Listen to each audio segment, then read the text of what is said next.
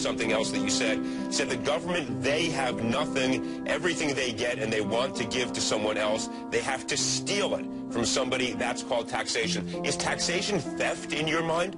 Yes, it is. It has to steal from a productive individual and give it to somebody else. So it is theft.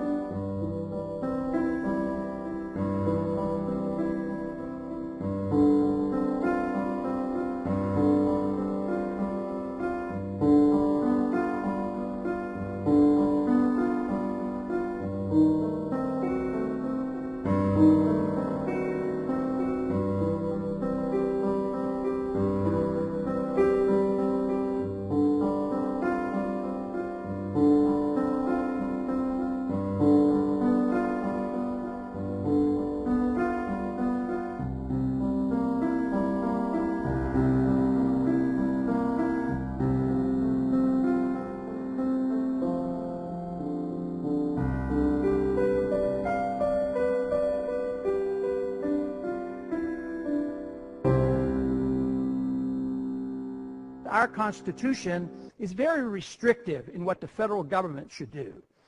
Fortunately for me, though what I do is controversial to a large degree, I can use the argument of the Constitution. Our Constitution is very small and it's very straightforward. And there's the doctrine of enumerated powers gives the Congress 18 things they're allowed to do. Today we do 1,800, if not 18,000 things that we shouldn't be doing. But in the United States, there's still a lot of respect for the Constitution.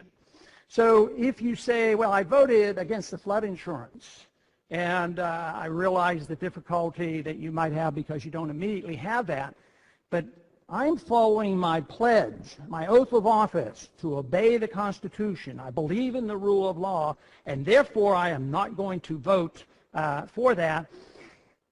They will give you enough respect and give you a pass on that. That is easier than if you would vote against it and you had this authority. If you had only voted against it, say for economic reasons, it would be different. They have a little more difficulty in understanding the economics of it all.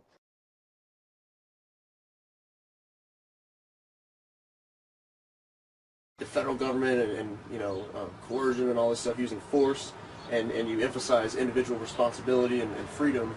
So, and I know you stand for the Constitution, but what do you say to people who advocate for self-government rather than a return to the Constitution? Just like great, I'm fine.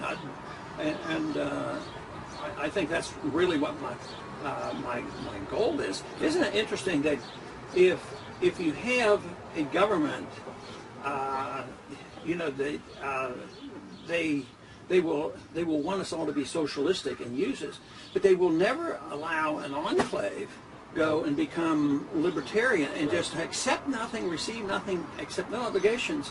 But if we had a libertarian society, we'd have no qualms. I mean, if a group of people want to go over and run things socialistic, like you've had some of these in our early history. I mean, they literally lived as socialist enclaves, and as long as they didn't have to live off us. I mean, even today, the people, the Amish and other like that, they'd like to be left alone, right. And they should never be required to, be paying Social Security or income tax, but so libertarianism is much more tolerant than socialism. Socialism has to live on those who produce, right. And that's why they have to use coercion. That's right.